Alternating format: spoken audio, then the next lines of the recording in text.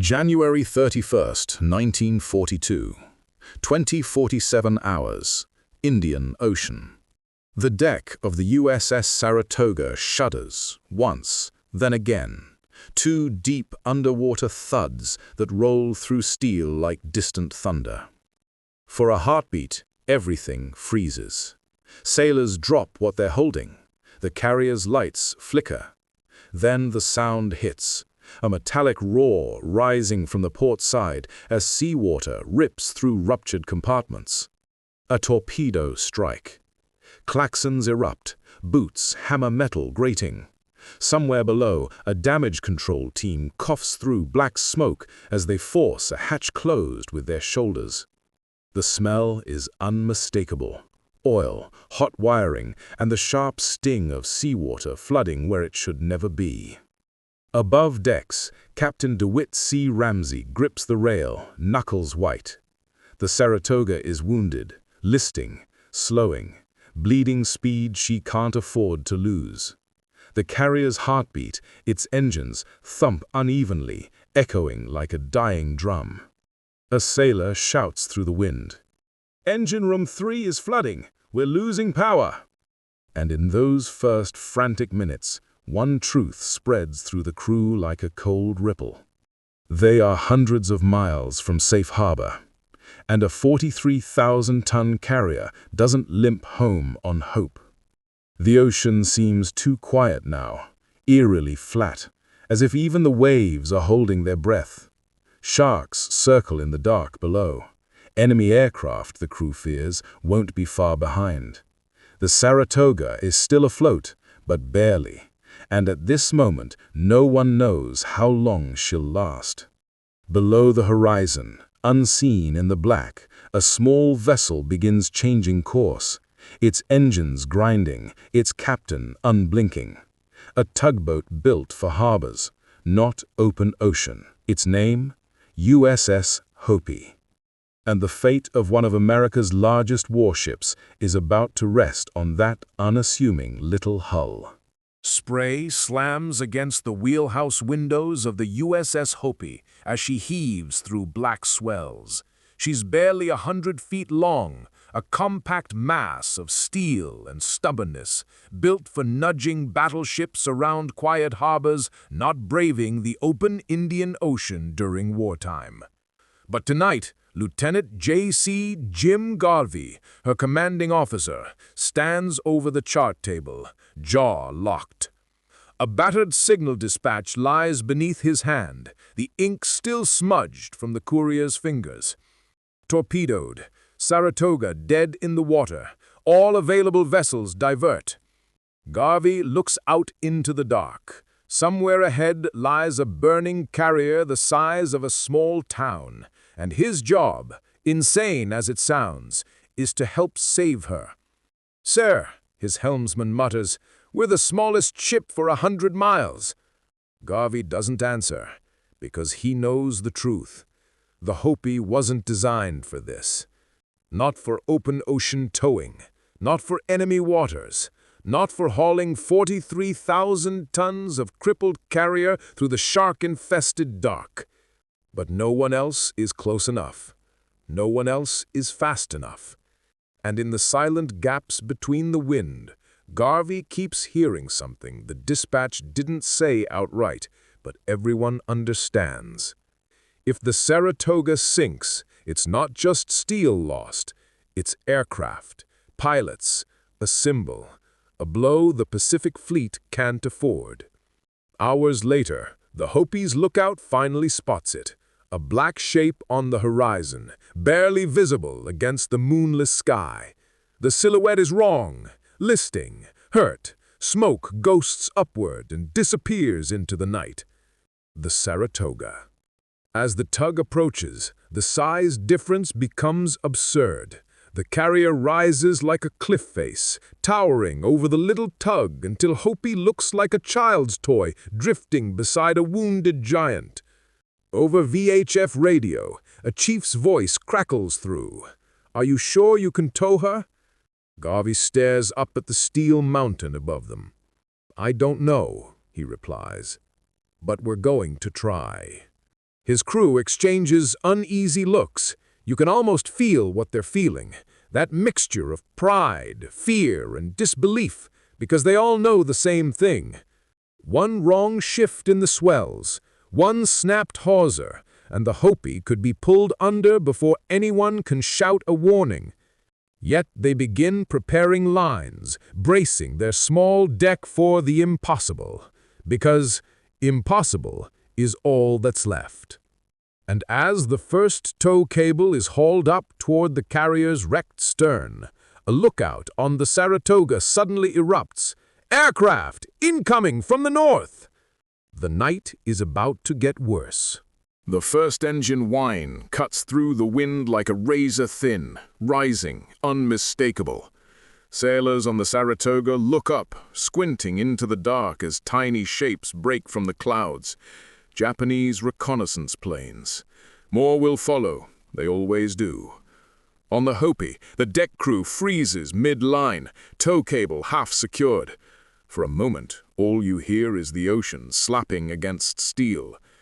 Then Garvey snaps. "Finish the rig! Move!" The carrier's anti-aircraft guns groan to life, swiveling with mechanical desperation. Their crews are exhausted, covered in soot and salt water, but they load and fire anyway, because there is no choice.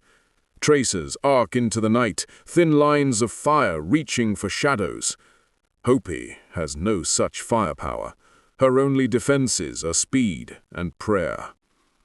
The first bombs fall wide, splashes of white that erupt into towering pillars beside the Saratoga's hull. The shockwaves roll through both ships, rattling teeth, shaking loose bolts, threatening to undo hours of damage control. And still the Hopi stays close. Garvey grips the rail as a second wave dives. He can feel the heat of the Saratoga's guns hammering overhead. Each explosion lights the sea in momentary daylight. The carrier's scars, the tug's tiny silhouette, the absurdity of this pairing. David literally tied to Goliath.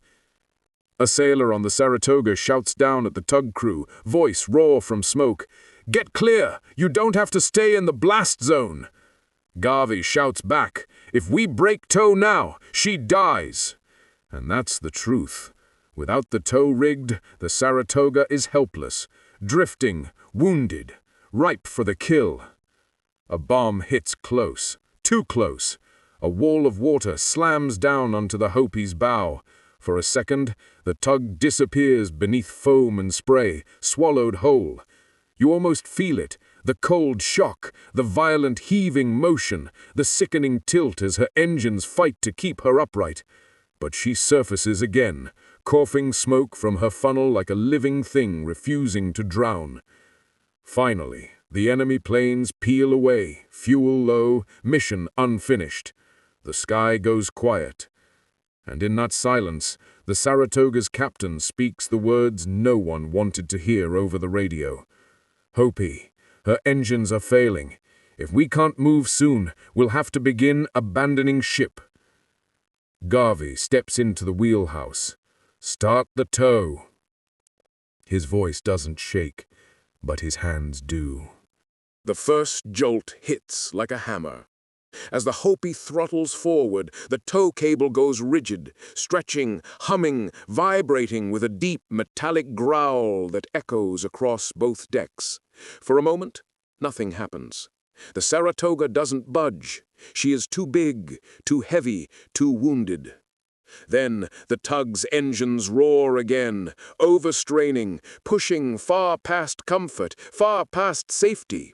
And slowly, painfully, the carrier begins to turn. On Hopi's bridge, every gauge is in the red. The engine room is a furnace, men stripped to their waists, soaked in sweat, shouting over the roar as they monitor pressure valves threatening to burst. The tug wasn't built for this kind of pull. Not for minutes, definitely not for days. But Garvey stays at the wheel, leaning into the vibration, watching the tow line like a lifeline. Because it is.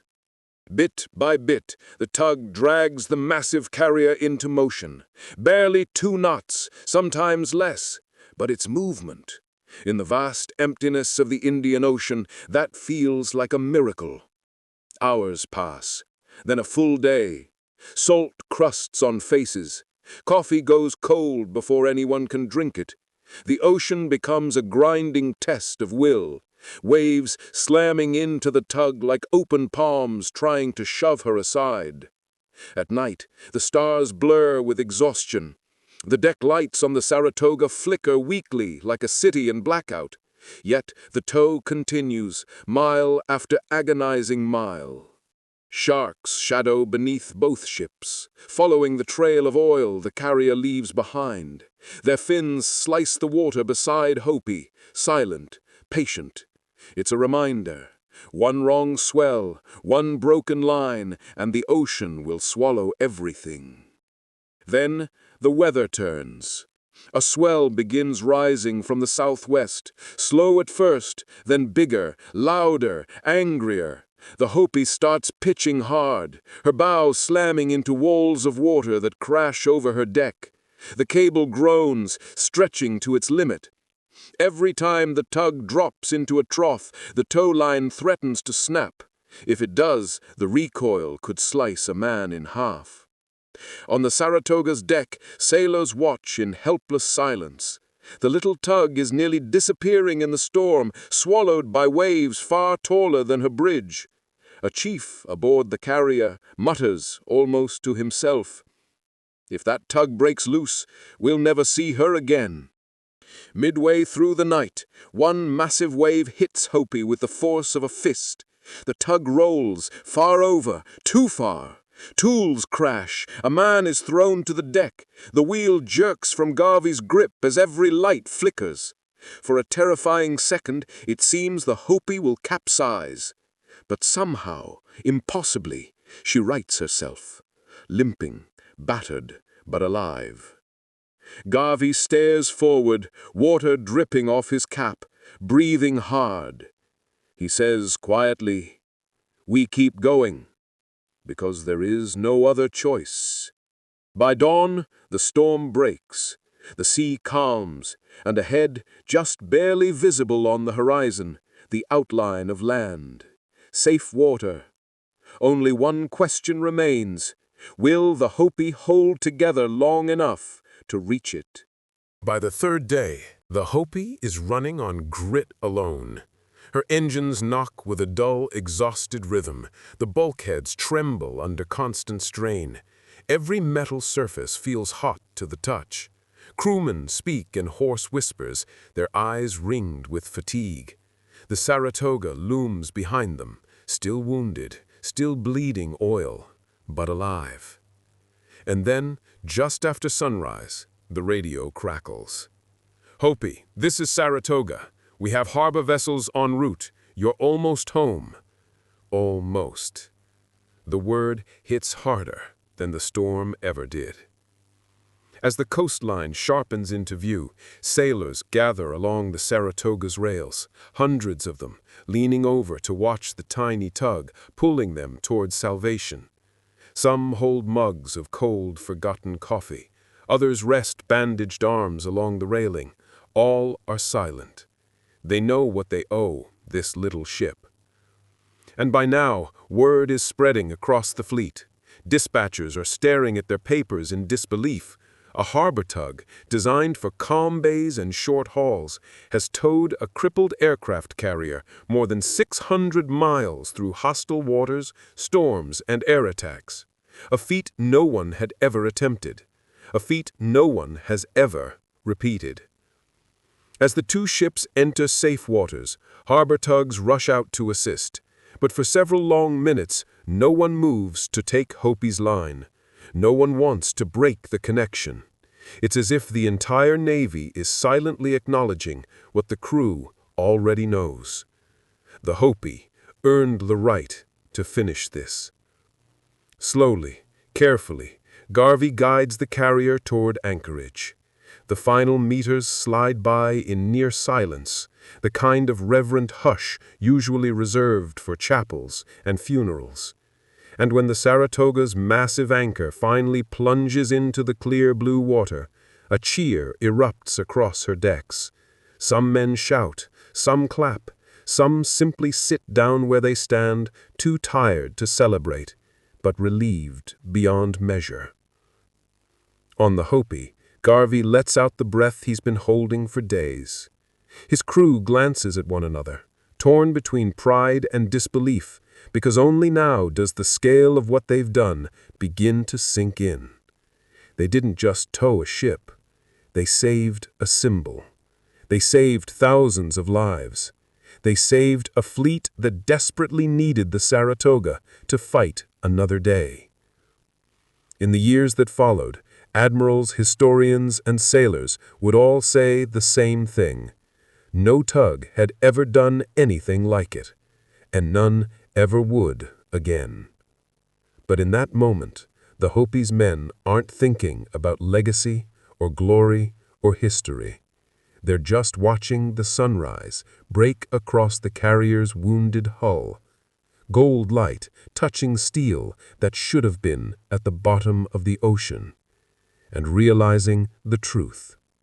The smallest ship in the fleet had just pulled off one of the greatest rescues in naval history.